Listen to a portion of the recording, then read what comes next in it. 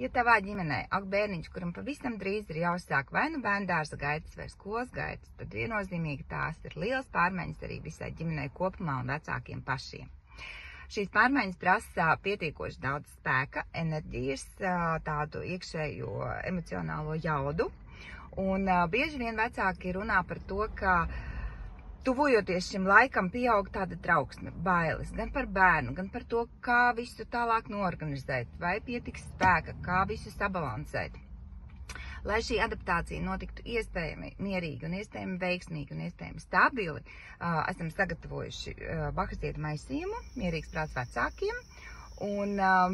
šī maisījuma sastāvā ir augi, kas palīdz līdzsvarot šīs raišpilnās domas, šīs ļoti tādas sakairinātās un pārstrīgotās